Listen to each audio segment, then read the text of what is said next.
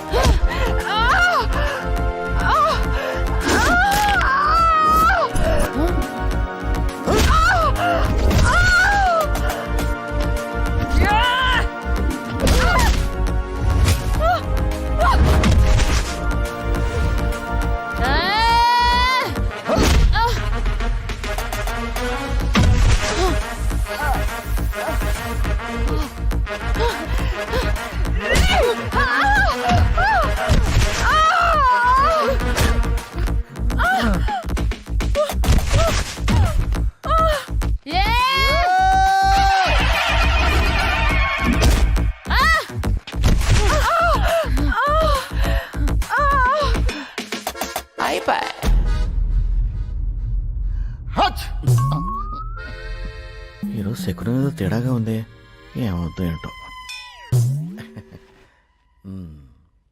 నమస్తే సార్. నువ్వా మళ్ళీ ఏం మార్చడానికి వచ్చావయ్యా? అప్పుడు మారుద్దామనుకున్న దాన్నే ఇప్పుడు మార్చాలని వచ్చాను సార్. మా తలరాతలు మారకుండా ఉంటే చాలు. మొదలెట్టండి కేసు. యువర్ ఆనర్, ఈ కాలీఫ్లవర్ అమాయకుడేమీ కాదు. ఇతను ఐడెంటిటీ క్రైసిస్ తో బాధపడుతున్న మానసిక రోగి. లేకపోతే ఈ అందమైన అమాయకమైన ముగ్గురు అమ్మాయిలు తనని రేప్ చేశారని చరిత్రలో కనీ విని ఎరుగని కొత్త పాయింట్ తీసుకొచ్చి కోర్టుని కన్ఫ్యూజ్ చేస్తున్నాడు సార్. ఇవన్నీ క్రిమినల్ థాట్స్ సార్. ఇలాంటి వాళ్ళని విచారించకుండా ఉరి తీయాలి సార్. ఏంటి, నన్ను ఉరి తీయాలా? మద పిచ్చితో మత్తులో ఎంతో మంది జీవితాలతో ఆడుకున్న వీళ్ళని ఏం చేయాలి సార్? మద పిచ్చా? స్త్రీలను అందరి ముందు అనరాని మాటలన్నీ అంటున్నాడు సార్ ఇతను. ఇతను స్త్రీ ద్వేషి. ఇతనే కాదు యువర్ ఆనర్, చాలా ఇళ్లల్లో మామలు, అల్లుళ్ళు, భర్తలు అందరూ ఇలాగే ఉన్నారు సార్. అబ్బచ్చా, చూసారా చూసారా సార్ ఆ పురుష అహంకారం? Order order. అహంకారం కాదు సార్, అవమానం తట్టుకోలేని ఆవేదన సార్. మగాడు పుట్టగానే వారసుడు పుట్టాడని సంబరాలు చేసుకుంటారు, కానీ ఆ వారసుడు పడే కష్టాలేంటో తెలియదు సార్. తన అక్కలకి, చెల్లెలకి పక్క పిన్నులు, బొట్టు బిల్లలు తెచ్చిస్తాడు సార్. ట్యూషన్కి, స్కూల్కి, కాలేజీకి వాళ్ళతో వెళ్ళి బాడీగార్డ్గా ఉంటాడు సార్. ఆన్లైన్లో సినిమా టికెట్లు బుక్ చేసి ఇంటర్వెల్లో పాప్కార్న్ తెచ్చిచ్చేవాడే మేడం. మగాడంటే ఎక్కడో పుట్టి ఎక్కడో పెరిగిన ఓ స్త్రీమూర్తి అన్యాయం కాకూడదని తనకిష్టం లేకపోయినా తన వాళ్ళ ఇష్టం కోసం తనను పెళ్లి చేసుకొని కొత్త జీవితాన్ని ఇచ్చేది కూడా ఈ మగాడే మేడం. అది రాజా. ఇంట్లో వాళ్ళందరికీ పట్టు చీరలు పంచి తన ఒంటి కోసం 2 కాటన్ చొక్కాలు దండం మీద చూసుకొని మురుస్తాడు సార్. కిలోల కొద్ది బంగారం ఆ స్త్రీమూర్తులకిచ్చి తన పంచకున్న బంగారపు అంచులు చూసుకొని అదే బంగారం అనుకొని మురిసిపోతాడు సార్ ఈ మగాడు. ఇంట్లో వాళ్ళ దృష్టిలో ఒక బేవర్స్గా, బేకూఫ్గా, బద్మాష్గా సహస్రనామాలతో పిలిపించుకుంటూ తప్పు చేయకపోయినా తప్పులన్నీ తన మీద వేసుకొని చెప్పులు అరిగేలా కుటుంబం కోసం కష్టపడతాడు సార్. పెళ్ళాం మాటకెదురు మాట్లాడలేక, తిట్టినా కొట్టినా బయట ప్రపంచానికి చెప్పుకోలేక ఇంత మందు వేసుకొని మూలల కుక్కిల పేడులా పడింటాడు సార్ మగాడు. భార్యకు నచ్చిన సీరియల్స్ చూపించడం కోసం తనకిష్టమైన క్రికెట్ వార్తల్ని వదిలేస్తాడు మేడం. ప్రపంచం మొత్తాన్ని గడగడలాడించిన ప్రెసిడెంట్ అయినా ఇంట్లో పెళ్ళాం ప్రోటోకాల్ తూచా తప్పకుండా పాటించే గొప్ప మనసున్న మహారాజు మేడం ఈ మగాడు. He is right. ఒక అన్నగా, తమ్ముడిగా, తండ్రిగా, తాతగా, బావగా, బామ్మర్దిగా, మామగా రకరకాల రూపాల్లో అవతరించిన విష్ణుమూర్తి 11వ అవతారమే మేడం ఈ మగాడు. సబ్బాష్ రాజా. సార్ ఈ మగాన్ని తప్పుగా చూడొద్దని చెప్పండి సార్. ఎక్కడో 5 మగాళ్ళు చేసిన తప్పును 95% మగాళ్ళ మీద నెట్టేసి మగజాతి మొత్తాన్ని దోషులుగా చూస్తున్నారు సార్. ఆ 90% మగాళ్ళు పడే కష్టం గురించి మేడంకేం తెలుసు సార్.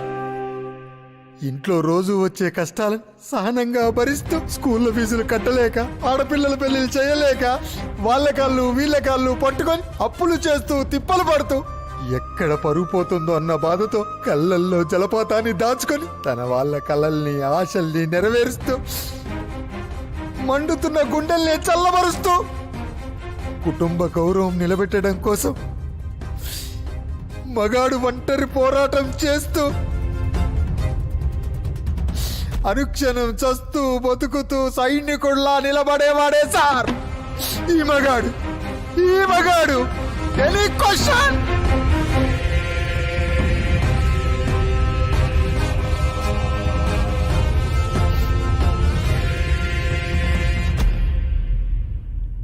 చెప్పు బంగారం.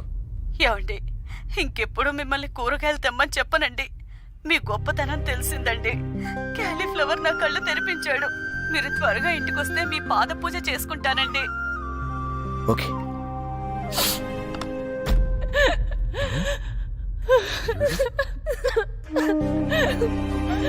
నో.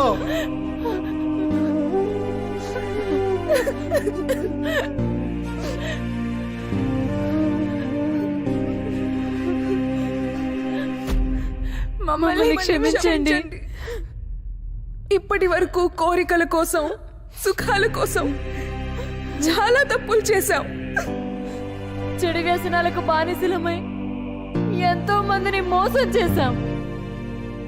కానీ మనిషి అన్నాక ప్రేమించాలని, మనుషుల్ని గౌరవించాలని క్యాలీఫ్లవర్ ని చూసే తెలుసుకున్నాం. మీరు ఏ శిక్ష విధించినా రెడీగా ఉన్నాం. తప్పొప్పుకుని గిల్టీగా ఫీల్ అయిన వీళ్లకు సెక్షన్ 302 కింద యావజ్జీవ కారాగార శిక్ష విధిస్తూ ఎక్కడో రేపు ఆరోపణతో మొదలై అతిపెద్ద క్రైమ్ ని సాల్వ్ చేయడానికి హెల్ప్ అయిన క్యాలీఫ్లవర్ ఆలోచనని సమర్థిస్తూ స్త్రీల శీల పరిరక్షణ చట్టంలాగే మగవాళ్ల శీల పరిరక్షణ చట్టం కూడా అవసరమని నమ్ముతూ అలాంటి చట్టం చేయవలసిందిగా పైకోర్టుని, చట్టసభల్ని కోరుతున్నాను. అలాగే ఆ చట్టానికి క్యాలీఫ్లవర్ చట్టం అని పేరు పెడితే బాగుంటుందని రికమెండ్ చేస్తున్నాను. Congratulations.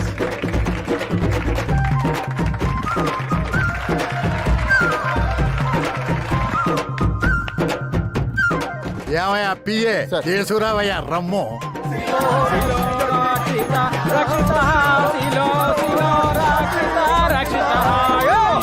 రాజా, నాకు డౌట్ మిగిలిపోయింది, క్లియర్ చేస్తావా? ఏంటో అడగండి. తలెత్తుకొని తిరిగే రోజులు వచ్చాయి. ఆ ముగ్గురు అమ్మాయిల అందానికి నాకే మైకం కమ్మింది. నిన్నేం చేశారో ఎలా చించారో అని కుతూహలంగా ఉందయ్యా. మూర్తి గారు, ఆ చీకటి రాత్రి గురించి నన్ను అడక్కండి. ఓరి బాబు, ఓరు నాయనో, శీలం కోసం సిగ్గే వదిలేసిన గరుడు నువ్వు. నిన్ను వాళ్ళు ఎలా? ఆ రోజు రాత్రి ఆ, ఆ ముగ్గురు నన్ను ఎత్తుకెళ్లారు. వామ్మో, మంచం మీద పడేశారు. నులక మంచమా నవర మంచమా? ఓరి నీ అయ్యా, నొరగ మంచం అయితే ఏంటి, నవారు మంచం అయితే ఏంటి, నేల అయితే ఏంటి, మ్యాటర్ కదా ముఖ్యం. ఆ తర్వాత ఏమైంది రాజా? నాకు ముద్దులు పెట్టారు.